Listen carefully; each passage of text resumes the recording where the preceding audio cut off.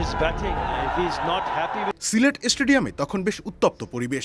মোহাম্মদ রিজওয়ানকে দেখা গেল লিটন দাসের সাথে বেশ উত্তপ্ত ভঙ্গিতে কথা বলতে। মূলত সাইট স্ক্রিনের পাশে কিছু নড়াচড়া চোখে পড়ায় বিরক্ত হন পাকিস্তানের এই ব্যাটার। বিষয়টি নিয়ে তিনি এতটাই বিরক্ত ছিলেন যে বল রিলিজ করার আগে থামতে বাধ্য করেন তাইজুল ইসলামকে।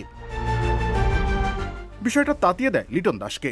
মোহাম্মদ রিজওয়ানের সময় নষ্ট করার ইতিহাস নতুন কিছু নয়, সেটাই করছিলেন কিনা সেই সন্দেহ থেকে লিটন আর রিজওয়ানের উত্তপ্ত বাক্য বিনিময় হয়। 94% চিনিযুক্ত অরেঞ্জ ড্রিঙ্কস না, নিন জিরো ক্যাল অরেঞ্জ ড্রিঙ্ক পাউডার। রিজওয়ান গিয়ে আম্পায়ারের কাছেও অভিযোগ করেন। পরিস্থিতি একটু গরম হয়ে উঠতেই এগিয়ে আসেন আম্পায়ার রিচার্ড ক্যাটেলবারো। দুজনকে শান্ত করার চেষ্টা করেন তিনি। রিজওয়ান ও লিটনের মধ্যে কথার লড়াই চলতেই থাকে। মাঝে মাঝে তাতে যোগ দেন বাংলাদেশের অধিনায়ক শান্ত। মাঠে তখন ক্রিকেটের সঙ্গে পাল্লা দিয়ে চলছিল বাকযুদ্ধ। এক ওভার পরেই সাইড স্ক্রিনের ওপরের দিকের দরজায় সাদা পোশাকের একজনকে হাঁটতে দেখা যায়। এবার বল রিলিজের পর তাইজুলকে থামান রিজওয়ান। পরে সেই দরজাই বন্ধ করে দেওয়া হয়।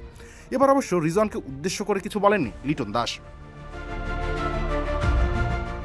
রবিউল ইসলাম রনি, খেলা ৭১।